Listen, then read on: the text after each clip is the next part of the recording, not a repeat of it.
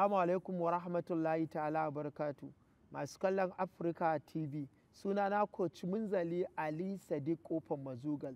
Kamar yadda muka ci gaba da yadda za mu kawo muku yadda za a rabu da tumbi cikin kwanciyar hankali.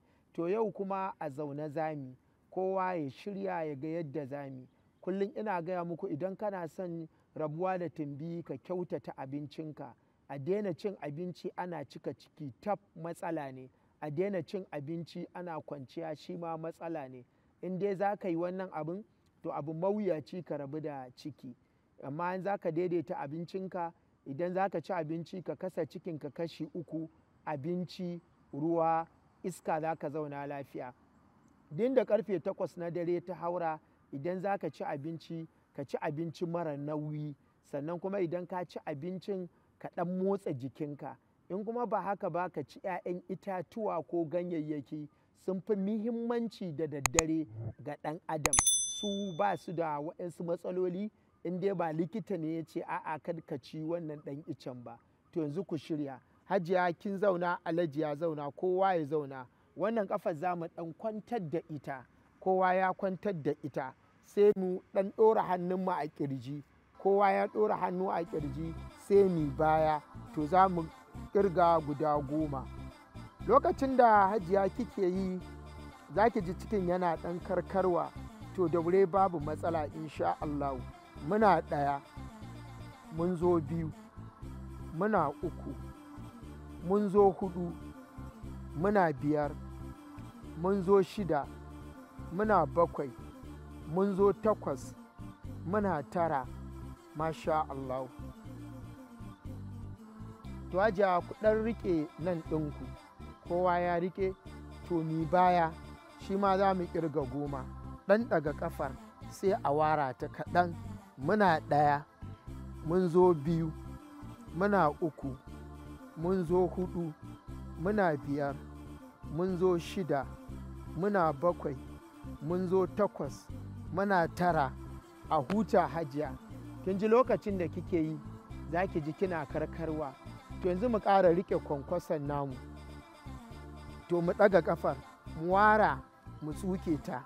Muna 1, mun zo 2, muna 3, mun zo 4, muna 5, mun zo 6, muna 7, mun zo 8, muna 9. Sai a huta.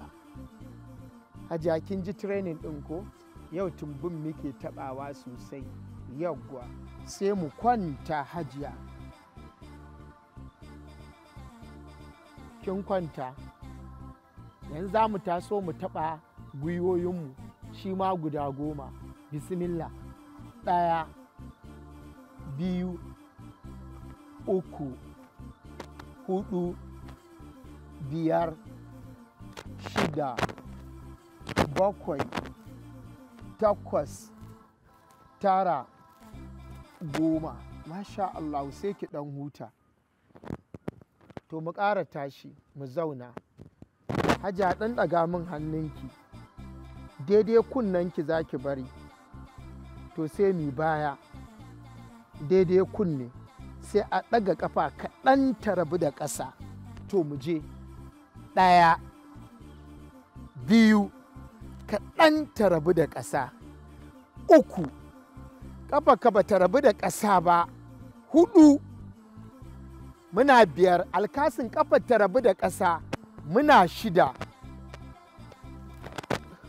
mun zo 7. Hajiya daure mu ƙarisa. Muna 8, daure. Muna 9. Masha Allah. 10. Ya kika ji cikin? Hajiya wannan ya yi ɗan daɗi. Don na ga 'yar wajen kinan tana cewa mu ƙara. To sai mun ƙara. Mai sunan babba. Mu ƙara ɗaga hannun. To i baya.